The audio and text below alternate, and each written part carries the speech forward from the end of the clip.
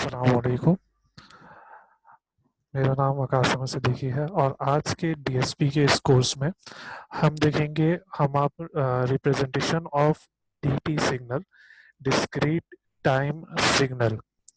Discrete time signals को कितनी forms में रिप्रेजेंट किया जा सकता है या लिखा जा सकता है, आज हम इसके बारे में देखेंगे।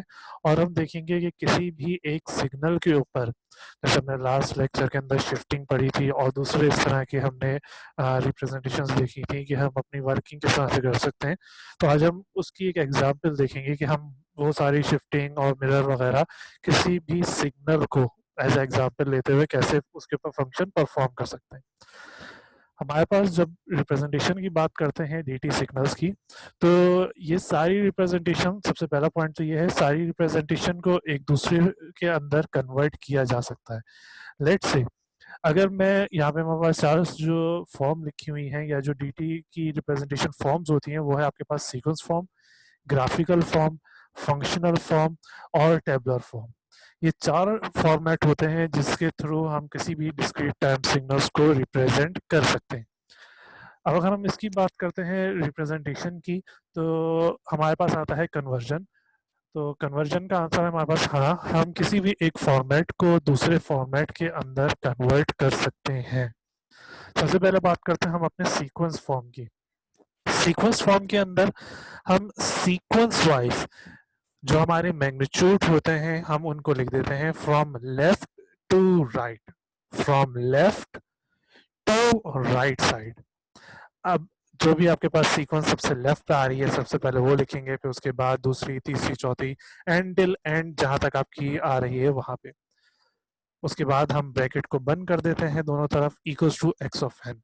एक्स चेंज भी हो सकता है, एक्स रिप्रेजेंट कर रहा है कोई भी नेम, ये A B C D E F कुछ भी हो सकता है, या किसी का नाम भी हो सकता है, सिग्नल 1 सिग्नल 2 करके भी हम इसको लिख सकते हैं। एन रिप्रेजेंट कर रहा है सैंपल्स को। यहाँ पे हम लगाते हैं एक अदद एरो। एरो लगाया जाता है ओरिजिन पे। ओरिजिन वो पार्ट होता है ग्राफ का जहां पर एक्स और वाई दोनों की वैल्यू जीरो हो, एक्स की वैल्यू भी जीरो हो और वाई की वैल्यू भी जीरो हो। जहां पे हमारा ओरिजिन आता है हम उसके नीचे लगा देते हैं एरो। इसका मतलब ये है कि ये चीज हमारे पास ओरिजिन है। अब जैसे ओरिजिन के लेफ्ट साइड पे हमारे पास अगर प्लेसेस की बात करें तो होता है -1, -2 एंड सो ऑन चलता जाता है। वैसे यहाँ पे होता है 1 2 3 एंड सो ऑन। वैसे ही यहाँ पे जीरो के लेफ्ट साइड पे जो भी मैग्नीट्यूड लिखा है, ये मैग्नीट्यूड आपके -1 पे बन रहा होगा, और उससे लेफ्ट पे जाएंगे तो ये -2 पे बन रहा होगा, और अगर कोई वैल्यू होती यहाँ पर तो वो चीज -3 पे बन रही होती। वैसे अगर राइट साइड पे जाएंगे तो हमारे पास ये मैग्नीट्यूड या जीरो मैग्नीट्यूड जो है वो बन रहा होगा 1 पे, 2 पे हमारे पास बन रहा है 4, 3 पे 2 बन रहा है, और 4 पे हमारे पास क्या बन रहा है, 1 बन रहा है। ये जो हमारे पास फॉर्मेट्स हैं रिप्रेजेंटेशन के, ये हम डिफरेंट फॉर्मेट्स इस वजह से यूज अपनी ईज के लिए, अपने फंक्शंस के लिए हम यूज कर रहे हैं। जैसे अगर लेट्स से हमें सेट्स वगैरह की बात करनी है तो हम सीक्वेंस फॉर्म को हम यूज कर सकते हैं। अगर हमें ग्राफिकली किसी चीज को शो करना है तो हम उसको ग्राफिकल फॉर्म के अंदर शो कर सकते हैं। अगर हमें फंक्शन फॉर्म शो करना है, जैसे अगर हमने अक्सर मैथ्स के अंदर हम फंक्शंस देखते हैं कि हमारे पास लिमिट्स दी होती है कि एक्स इससे छोटा इससे बड़ा है। हमें कोई भी इस तरह का फंक्शन दे दिया, हमसे कहा कि 1 2 और 3 है। 1 हमें कह दिया कि तब आएगा जब हमारी एक्स की वैल्यू लेट से 2 होगी, 2 तब आएगा जब हमारी एक्स की वैल्यू लेट से 3 होगी, और 3 हमारे पास कब आएगा, जब हमारे एक्स की वैल्यू लेट से लेस देन 0 होगी। इस तरह से जब हमारे पास फंक्शन दिया जाता है तो हम उसको, अगर हमें उस तरह का कोई क्वेश्चन सॉल्व करना है तो उस वक्त हम इस फंक्शनल फॉर्मेट को यूज कर सकते हैं। जहाँ तक टेबलर की बात है, तो टेबलर फॉर्मेट हमारे पास मोस्टली यूज हो रहा था हमारे ग्राफ के अंदर, हमारे ग्राफ फंक्शंस को या ग्राफ को बनाने के लिए। खैर बाकी चीज़ों से भी ग्राफ बनाया जा सकता है, लेकिन मोस्टली अगर आप ग्राफ वगैरह देखेंगे तो उसके ऊपर उनके जो फंक्शंस होते हैं कि एक्स की वैल्यू क्या जा रही है, वाई की वैल्यू क्या जा रही है, तो हम वो यहाँ पर शो कर रहे होते हैं। जैसे यहाँ पे एन जो है आपके एक्स एक्सिस को शो कर रहा होगा और एक्स ऑफ एन हमारे वाई एक्सिस को। खैर सीक्वेंस फॉर्म के बाद हम बात करते हैं अपने ग्राफिकल फॉर्मेट की। ओके, हाँ, एक चीज बता देता हूँ कि ये सारे जो फॉर्मेट लिखे हुए हैं ये सब इसी सीक्वेंस फॉर्म को देखते हुए कन्वर्ट किए हुए हैं एक दूसरे के अंदर। लेट्स से मुझे ग्राफिकल फॉर्मेट लिखना है। ग्राफिकल फॉर्मेट लिखने का सबसे आसान तरीका है, आप सबसे पहले ओरिजिन के ऊपर देख लेंगे आपके पास कौन सी वैल्यू है। अगर मैं कहता हूँ कि मैंने इसी को कन्वर्ट करा है सीक्वेंस को ग्राफिकल में, तो हमारे पास ओरिजिन पे कौन सी वैल्यू है? ओरिजिन पे हमारे पास है -1। ये अगर मेरे पास ओरिजिन है तो ओरिजिन पे -1 मेरे पास कहाँ बन रहा होगा? यहाँ पे कहीं। तो यहाँ पे मेरे पास -1 बन रहा होगा, ये रहा मेरे पास -1। फिर ओरिजिन के राइट साइड पे 0। ओके, हमारे पास राइट साइड पे मैग्नीट्यूड 0। फिर और राइट साइड पे गए तो हमारे पास बनता है 4। लेट से ये 4 है। फिर 2 और 1, तो ये हो गया हमारे पास लेट से एक अदर 2, उसी की हाफ वैल्यू, और इसकी हाफ वैल्यू हमारे पास हो गई 1। ये हो गया 1 प्लेस, ये हो गया 2 प्लेस, ये हो गया 3 प्लेस, और ये हो गया 4 प्लेस। अब आप इन प्लेसेस को यहाँ पर चेक कर सकते हैं। 0 से राइट साइड पे यहाँ पे भी 4 थे, यहाँ पे भी हमने 4 बना लिए। वैसे ही लेफ्ट साइड की अगर हम बात करते हैं तो हमारे लेफ्ट साइड पे दो वैल्यू आ रही हैं। एक आ रही है -1 पे और एक आ रही है -2 प्लेस पे। -1 पे 3 बन रहा है, 3 समथिंग यहाँ बन रहा होगा, और 2 समथिंग यहाँ बन रहा होगा। ओके, ये मैं भी ऊपर नीचे हो गया हूँ समझाने के लिए इस तरह के। ओके, ये हमारे पास बन गया है ग्राफिकल फॉर्मेट। अब इस ग्राफिकल फॉर्मेट पे कुछ चीजें हैं जो हमें समझनी है। लेट्स ये हमारा ग्राफिकल फॉर्मेट है। दो तरह के नंबर यहाँ पे लिखे जाते हैं। एक नंबर आपका लिखा जाता है ऊपर, और एक नंबर आपके पास लिखा जाता है नीचे। ये जो इस लाइन के ऊपर नंबर लिखा जाता है ये होता है आपका मैग्नीट्यूड। मैग्नीट्यूड। ये जो नीचे आपके पास लिखा हुआ है ये होता है आपके पास प्लेस। सही है, या कहें कि वो जगह जहां पर आपका वो मैग्नीट्यूड मौजूद है। ओके, इस डायग्राम के अंदर एक चीज या कहें कि दो चीजों की और कमी है। अब क्योंकि हम सैंपल ले रहे हैं और एक्स एक्सिस पे ये सारे सैंपल प्लेसेस हैं, तो हम एक्स पे लिखेंगे n, और y के ऊपर अभी तो हमारे पास कोई यूनिट नहीं है। लेकिन अगर हम इस तरह से कर रहे हैं कि ग्राफ हमने किसी लेट्स से टेम्परेचर का बनाना है या किसी वेट वगैरह का बनाना है, तो y एक्सिस पे उस चीज का वेट आ रहा होगा, यहाँ पे टाइम चल रहा होगा, या लेट्स से हम सैंपल 1 सैंपल 2 कर रहे होंगे और यहाँ पर हमारे पास वेट चल रहा होगा। एयर भी हो सकता है यहाँ पे। एक्स एक्सिस और वाई एक्सिस के लिहाज से अगर हम बात करें, एक्स एक्सिस के ऊपर वो चीजें लिखी जाती हैं जो होती हैं इंडिपेंडेंट। वाई एक्सिस पे वो चीजें लिखी जाती हैं जो कि हैं डिपेंडेंट। किस पे? इंडिपेंडेंट वैल्यूज के ऊपर। इंडिपेंडेंट वैल्यूज कौन सी होती हैं? जैसे आपका टाइम हो गया, आपका ईयर हो गया, फ्रीक्वेंसी हो गई, और इस तरह की जो दूसरी चीजें हैं आपके पास इंडिपेंडेंट, वो आपके पास आ जाती हैं किस पे? एक्स एक्सिस पे। अब खैर इन इंडिपेंडेंट के अलावा जो मैंने हमने बात की, इनके अलावा भी और चीजें हो सकती हैं। वाई एक्सिस पे कौन सी चीज आती है? वाई एक्सिस पे वो चीज आती हैं जो इन टाइम पे, फ्रीक्वेंसी पे, एयर पे, या और जो दूसरे आप सैंपल्स उठा रहे हो उसके ऊपर डिपेंड कर रही हो। लेट्स से टाइम के लिहाज से टेम्परेचर बढ़ रहा है, तो वाई एक्सिस पे आपके पास टाइम के लिहाज से आपका टेम्परेचर बढ़ रहा है, तो टाइम नीचे आ जाएगा आपके पास, और टेम्परेचर, टाइम को स्मॉल से कैलकुलेट करते हैं और टेम्परेचर ऊपर आ गया। या टाइम के लिहाज से आपका किसी भी चीज का वेट बढ़ रहा है या कम हो रहा है, तो वेट आपके पास ऊपर आ जाएगा और टाइम नीचे आ जाएगा।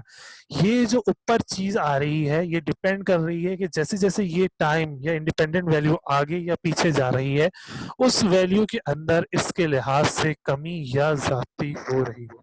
अच्छा, यहाँ पे आप देख सकते हैं ये 1 2 3 4 या -1 -2 जो हमारे पास वैल्यूज लिखी हुई हैं, ये हमारे पास मैग्नीट्यूड्स है। ये हमारे पास क्या है? मैग्नीट्यूड्स है। इसके अलावा जो हमारे पास दूसरी आप कहो कि आपकी सॉरी, ये जो नीचे है हमारे पास ये है प्लेसेस। जो ऊपर आपके पास चीजें लिखी हुई है येलो के अंदर, ये है आपके पास मैग्नीट्यूड्स। ये वो मैग्नीट्यूड्स हैं जो इस टाइम पीरियड के अंदर मौजूद है, या इस टाइम पीरियड पे इस नंबर ऑफ सैंपल के ऊपर मौजूद है या आ रहा है। इसके बाद फिर हम बात करते हैं अपने फंक्शन की। फंक्शन इजी है लिखना, सिर्फ इसके अंदर कुछ पॉइंट्स हैं जिनका ख्याल रखना जरूरी है। जैसे सीक्वेंस के अंदर जो सबसे ज्यादा इंपॉर्टेंट है चीज है जिसका ख्याल रखना होता है वो होता है आपका एरो, क्योंकि यही एरो बता रहा होता है कि आपके लेफ्ट साइड और राइट साइड पे कितनी वैल्यूज मौजूद हैं। यही एरो आपके दूसरे फंक्शंस में इसको कन्वर्ट करने के हेल्प कर रहा होगा। बाकी नाम और ये एन जो बता रहा होगा कि सैंपल है और किसका सैंपल है उसका नाम। ग्राफ के अंदर जो चीजें इंपॉर्टेंट है वो सबसे पहले तो प्लस और माइनस साइड को, जैसे -1 तो -1 नीचे की तरफ आएगा, अक्सर लोग -1 ऊपर की तरफ लिख देते हैं, ऐसे ऊपर की तरफ -1 लिखा और यहाँ पे लिख देते हैं -1, ये रॉन्ग है, ये चीज रॉन्ग है। -1 नीचे की तरफ आएगा, तो आपको यहाँ पता होना चाहिए कौन सी वैल्यू पॉजिटिव साइड पे जा रही है, कौन सी वैल्यू नेगेटिव साइड पे, किस चीज को मैग्नीट्यूड काउंट करना है, किस चीज को आपने एज अ प्लेस काउंट करना है। दूसरी जो कुछ चीजें, जैसे यहाँ पे बीच में 0 आ रहा है, जब भी आपके बीच में 0 आ रहा होगा इस तरह से, तो आपने पॉइंट डालकर यहाँ पर 0 लिखना जरूरी है। अक्सर लोग पॉइंट डाल के वैल्यू नहीं लिखते। अगर आप पॉइंट डाल के वैल्यू नहीं लिखेंगे तो इसका मतलब ये हो जाएगा कि यहाँ पर कोई सिग्नल मौजूद नहीं है, जबकि यहाँ पे 0 वैल्यू मौजूद है। 0 को भी एज अ वैल्यू काउंट किया जाता है। हाँ, इस 4 के बाद कोई वैल्यू मौजूद नहीं है, तो 4 के बाद आप पॉइंट डाल के कोई वैल्यू ना लिखें, उससे कोई फर्क नहीं पड़ता, या इस -2 के बाद पहले आप कोई ना वैल्यू लिखें, कोई फर्क नहीं पड़ता। बाकी उसके अलावा जब आप लाइन डालें तो उसके बाद आप एक फुल स्टॉप डाल दें, ये बता रहा होगा कि आपका जो मैग्नीट्यूड है यहाँ तक आकर रुक गया है।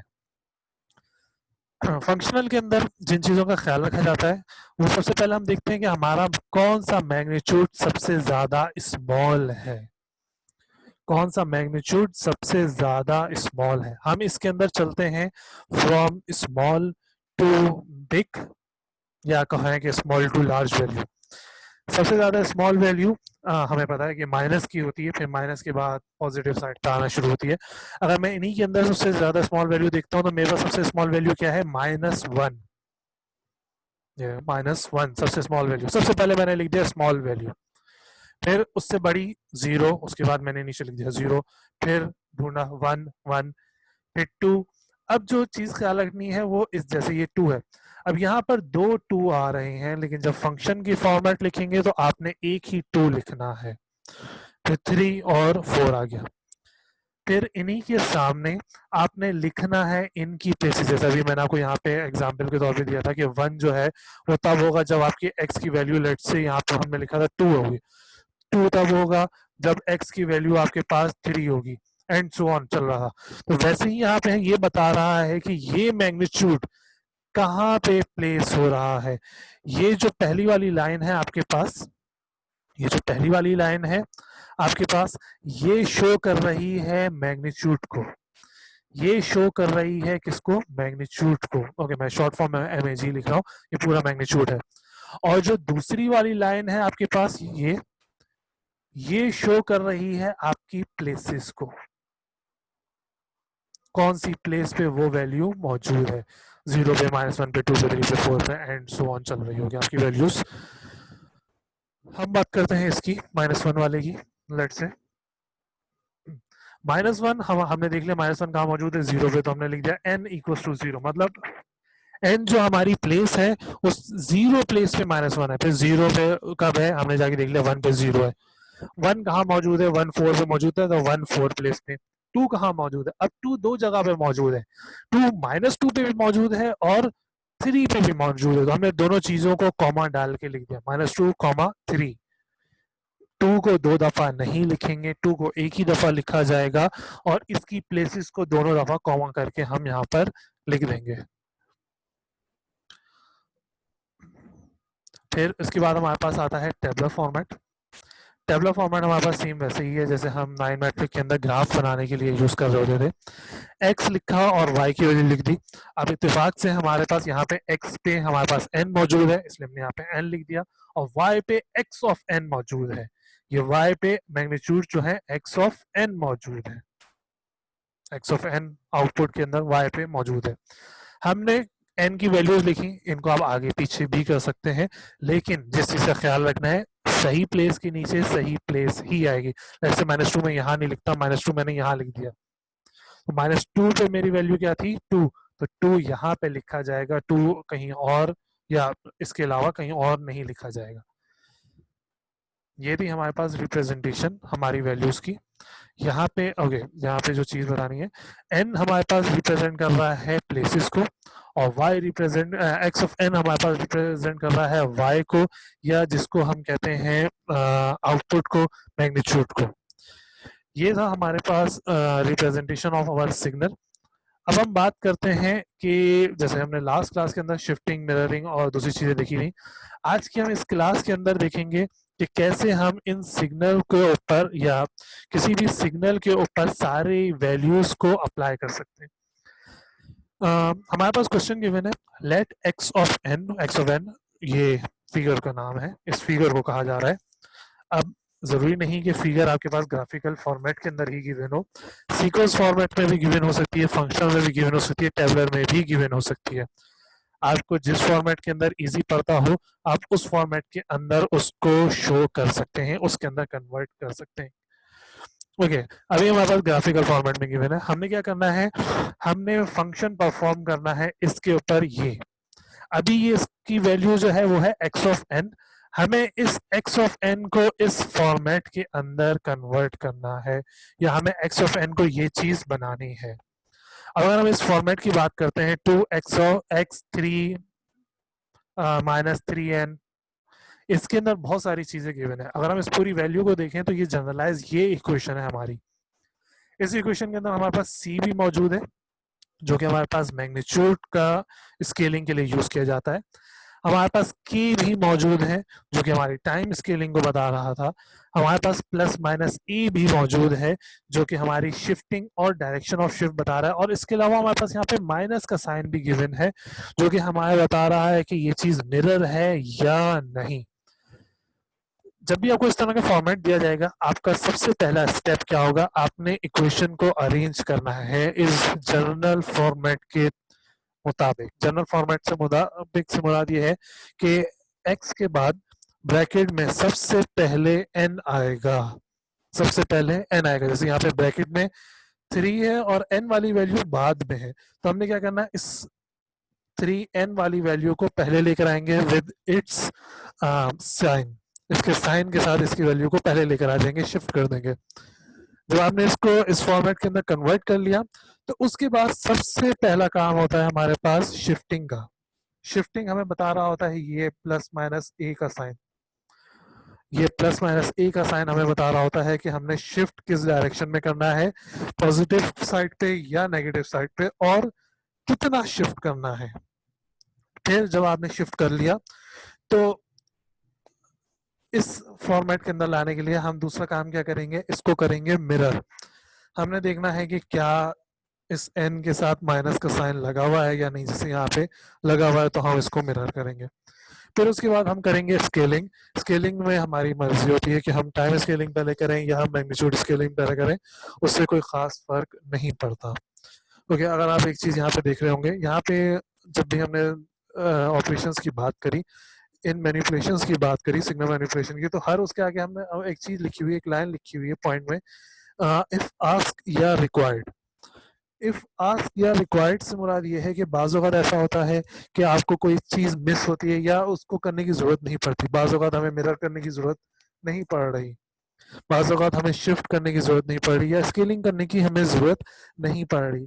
ऐसी सिचुएशन में हम वो वाला स्टेप स्किप कर देंगे, वो वाला स्टेप हम छोड़ देंगे, दूसरे स्टेप को हम फॉलो कर रहे होंगे या दूसरा स्टेप हम यूज़ कर रहे होंगे। सबसे पहला स्टेप अब हम अप्लाई करते हैं अपने इस क्वेश्चन के ऊपर। हमने क्या करा, इसको कन्वर्ट करा है या इसको फॉर्मेट के अंदर लेकर आए हैं। -3n k की वैल्यू थी, इसको उठा के पहले ले गए और a को हमने बाद में लिया। ये था हमारा स्टेप नंबर 1। अब यहाँ पे c की वैल्यू क्या है 2, a की वैल्यू क्या है हमारे पास 3, और k की वैल्यू क्या है हमारे पास 3। इत्तेफाक से k और a दोनों की वैल्यू हमारे पास क्या है 3।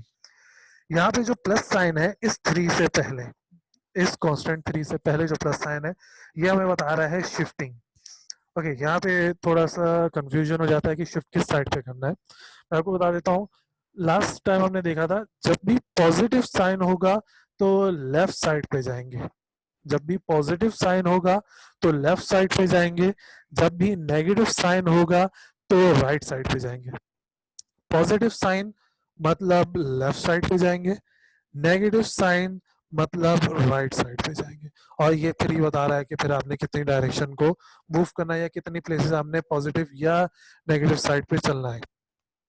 ओके, जब हमारा फर्स्ट स्टेप हो गया तो नेक्स्ट स्टेप के अंदर हमने क्या करना है, शिफ्टिंग का फंक्शन परफॉर्म करना है। ओके, नेक्स्ट स्टेप है हमारा शिफ्टिंग। अब यहाँ पे हमने क्या करा है, यहाँ पे एक स्टेप मिस है, हम इसको कन्वर्ट कर रहे हैं। पहले हमारे पास सिग्नल था x ऑफ n, जो हमारे पास इक्वेशन गिवन थी वो थी x ऑफ n, या आप कहेंगे जो ग्राफ था वो था हमारे पास x ऑफ n।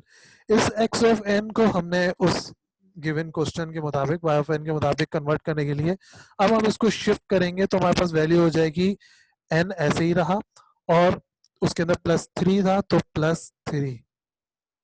अब x ऑफ n को हमने कन्वर्ट कर दिया है इसके अंदर, ये यहाँ लिखा हुआ, और यहाँ पे हमने लाइन भी लिख दी है समझाने के लिए कि here positive sign show shift direction is left. Positive sign यहाँ पे शो कर रहा है कि जो हमारी डायरेक्शन ऑफ शिफ्ट है वो क्या है, लेफ्ट साइड।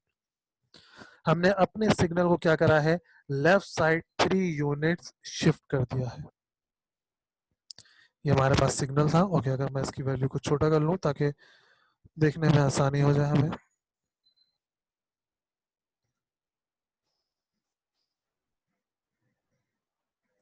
ये जो हमारे पास वैल्यू थी जो कि हमारे पास बन रही थी -4 पे, वो 3 टाइम, सॉरी -6 पे, 2 जीरो भी हमारे पास, -6 पे वो 3 टाइम लेफ्ट पे शिफ्ट होने के बाद कहां पर आ गई है, -9 पे। अब ये देखना कि आपकी वैल्यू कहां पर आ रही है तो वो बहुत ज्यादा आसान है। लेट्स से -6 पे आपकी वैल्यू बन रही थी, लेफ्ट साइड पे जाना है, लेफ्ट साइड पे आपने वैल्यू लिख ली 7 8 9, ये सारी माइनस वाली है, 3 टाइम, 1 2 3।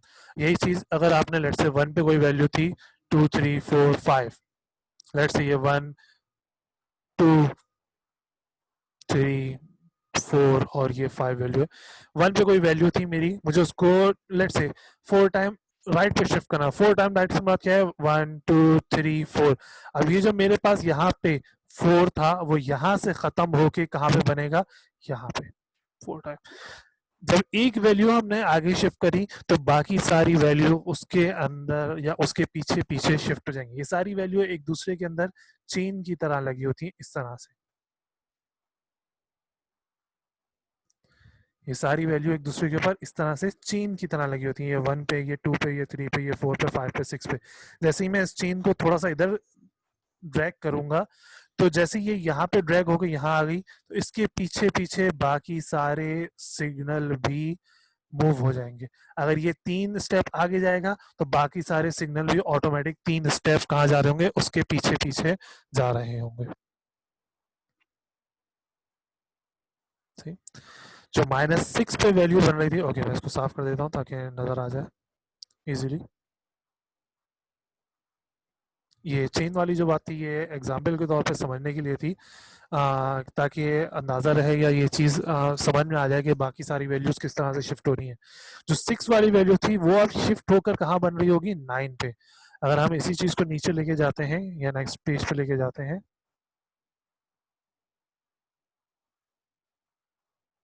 सी वो वैल्यू हमारे पास कहाँ बन रही है, 9 पे।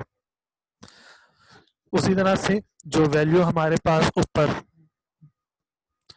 6 पे बन रही थी यहाँ पे, वो यहाँ पे 3 टाइम शिफ्ट होने पे कहाँ बन रही होगी अब हमारे पास, और 3 टाइम, 1 2 3, 3 टाइम शिफ्ट होने पे कहाँ बन रही होगी, 3 पे बन रही होगी। 6 पे 0 था, अच्छा 2 0 2 1, तो 2 0 2 1 मतलब यहाँ ओरिजिन पे भी हमारे पास क्या आ रहा होगा, 1 आ रहा होगा। ये देखो ओरिजिन पे हमारे पास क्या आ रहा है, 1 और 3 2 2 0 2 1, बाकी सारी वैल्यूज वैसे ही हमारे पास यहाँ पर शिफ्ट हो गई। आफ्टर दिस शिफ्टिंग हमारे पास थर्ड स्टेप जो है इसके अंदर वो है मिरर का। मिरर के अंदर हम क्या करते हैं कि जितना भी पार्ट हमारे इस एंड पे बना होता है हम उसको यहाँ पे ले आते हैं, और यहाँ से मुराद इस पूरे एरिया में, सिर्फ पॉजिटिव नहीं, पॉजिटिव और नेगेटिव साइड दोनों की बात कर रहे हैं। और जितना भी एरिया हमारे पास यहाँ राइट साइड पे बना होता है उसको उठाकर हम लेफ्ट साइड पे चले जाते हैं। हमने क्या करा है, जस्ट मिरर कर दिया है लेफ्ट को राइट पे, राइट को लेफ्ट पे। सेम ऐसी एग्जाम्पल के तौर पे जैसे मिरर के अंदर जाकर जब हम अपना हाथ आगे की तरफ करते हैं तो हम तो सीधा हाथ कर रहे होते हैं, लेकिन उस तरफ से लेफ्ट हैंड आगे बढ़ रहा होता है। एग्जाम्पल के तौर पर समझने के लिए ये चीज थी। तो जो चीज हमारे पास यहाँ -9 पे जा रही थी वो अब मिरर के बाद +9 पे चली गई। जो चीज 3 पे जा रही थी वो -3 पे चली गई। प्लेसेस के अंदर मिरर होता है, लेकिन प्लेस मैग्नीट्यूड वही रहता है। जो चीज यहाँ -9 पे थी वो अब +9 पे बनेगी। जो यहाँ पे -5 पे थी वो +5 पे बनेगी। जो यहाँ 1 पे थी वो +1 की जो वैल्यू है वो -1 पे बन रही होगी। इस तरह से हमारा फंक्शन चल रहा होगा। आफ्टर मिररिंग हमारे पास जो चीज आती है वो आती है स्केल। ओके, जब हमने इसको मिरर करा तो मिरर करने के बाद हमारी इक्वेशन क्या होगी। मिरर करने से पहले हमारे पास इक्वेशन बन रही थी, या ऊपर वाली जो इक्वेशन थी वो थी हमारे पास n+3। ये n+3 अब मिरर के बाद हो गया है x। हमें पता है मिरर जब भी करते हैं तो माइनस साइन लग जाता है, किसके साथ, n के साथ। Minus of n positive of 3। ये बता रहा है कि जो भी आपका x ऑफ n था उसके ऊपर आपने मिरर भी कर दिया और शिफ्ट भी कर दिया। आफ्टर दिस हम करेंगे मैग्नीट्यूड स्केलिंग, c और k अप्लाई किया जाएगा इसके ऊपर। सबसे पहले हम टाइम स्केलिंग कर रहे हैं इसमें। टाइम स्केलिंग मोस्टली इसलिए किया जाता है कि बाज़ वक़्त ऐसा होता है कि टाइम स्केलिंग के अंदर हमारी वैल्यूज या सैंपल्स जो हैं वो कम हो जाते हैं। ओके, इस इक्वेशन के अंदर भी हमारे सैंपल्स कम हो गए हैं। कैसे, वो मैंने यहाँ पर आपको फंक्शन के अंदर बता दिया, या सिंपल मैथमेटिकल के अंदर हमने बता दिया। ये जो पहली प्लेस है, अगर मैं देखता हूँ कि ये हमारी इक्वेशन होती थी, ये जो पहली वाली प्लेस है, या कहें कि जो एरो के लेफ्ट साइड पे जो जगह है, ये हमें बता रही होती है कि हमारी आउटपुट प्लेस, आउटपुट की कौन सी प्लेस होगी, आउटपुट की कौन सी प्लेस होगी जहां पे इनपुट का, इनपुट की इस प्लेस का मैग्नीट्यूड आएगा। इनपुट की इस प्लेस का मैग्नीट्यूड उठकर आउटपुट की इस प्लेस पर आता है। इनपुट की इस प्लेस का मैग्नीट्यूड उठकर आउटपुट की इस प्लेस पर आता है। अब एग्जाम्पल के तौर पे समझने के लिए, x ऑफ 0, x ऑफ 0 जब हमने 0 इसके अंदर पुट करा, यहाँ पे हमें पता है कि हमारी k की वैल्यू क्या थी, k और c दोनों की वैल्यू हमारे पास थी 3। सॉरी, k और a दोनों की वैल्यू हमारे पास क्या थी, 3। एक a की वैल्यू हम अप्लाई कर चुके हैं जो ऊपर थी, अब हम दूसरी वैल्यू अप्लाई करेंगे k की, 3। तो 3 मल्टीप्लाई बाय, अब n यहाँ पे भी है और n यहाँ पे भी है, अगर n यहाँ 0 है तो ऑटोमेटिक n यहाँ पे भी क्या हो जाएगा, 0। 3 मल्टीप्लाई बाय 0, 0। तो जो प्लेस यहाँ पे 0 पे थी वही यहाँ पे हमारे 0 पर बन जाएगी।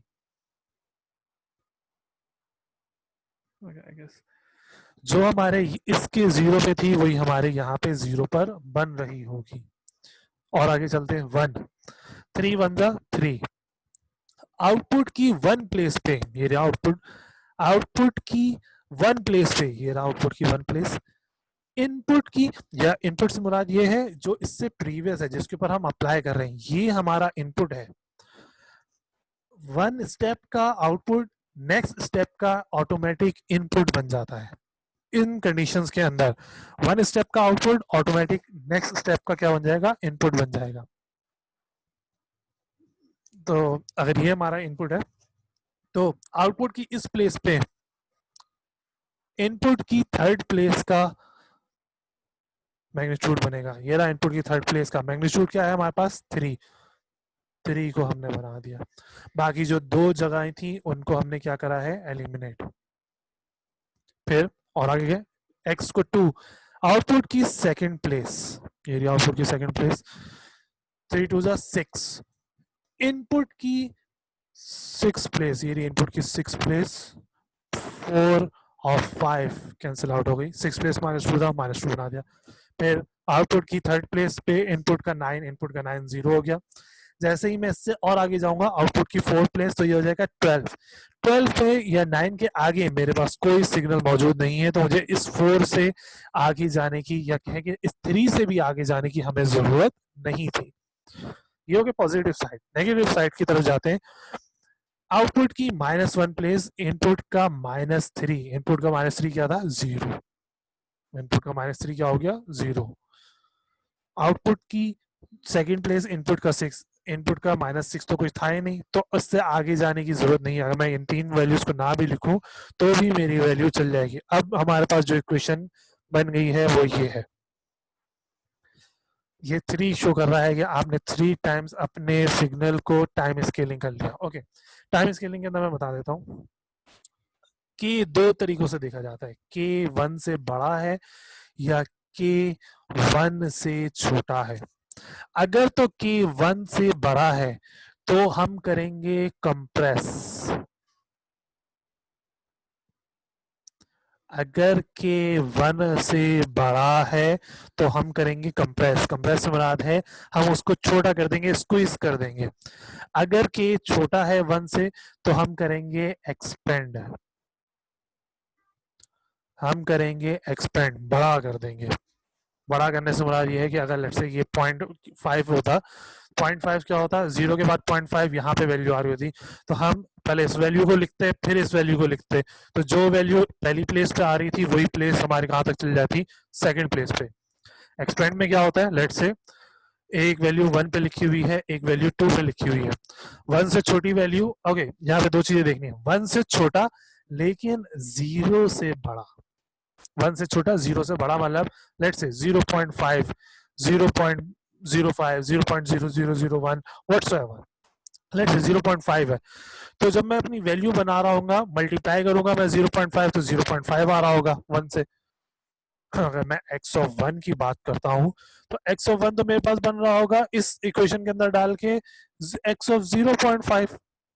अब यहाँ पे 0.5 तो है नहीं, तो मैं यहाँ पे क्या डालूंगा? पॉइंट। 0.5 पे क्या है? 0, तो 0। अब क्योंकि मैंने इस वैल्यू को उठाया है, इस सिग्नल को उठाया है, तो इसलिए यहाँ पे 0। x ऑफ 2 करूंगा तो x ऑफ 2 अब यहाँ पे सॉल्व होकर बन रहा होगा x ऑफ 1।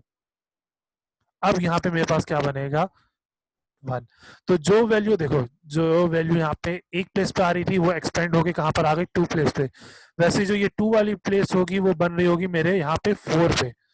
यहाँ पे 3 वाली वैल्यू 0 बन रही होगी और 4 पे। तो जो वैल्यू मेरे पास 0 से 2 तक की रेंज में थी वो एक्सपेंड हो गए 0 से 4 की प्लेस पे हो गई। वैसे अगर मैं यहाँ कंप्रेस देखता हूँ तो जो वैल्यू मेरे पास -3 से 9 तक की रेंज में आ रही थी वो कंप्रेस होके क्या हो गई? -1 से 3 तक। इतना कंप्रेस करा है हमने इसको 3 टाइम्स। ये है आपके पास छोटा सा कंप्रेस और एक्सपेंड का वो, कि अगर आपकी वैल्यू 1 से बड़ी है, जैसे यहाँ पे 1 से बड़ी थी, 3 वैल्यू थी, तो आपकी वैल्यू हो जाएगी कंप्रेस, छोटी।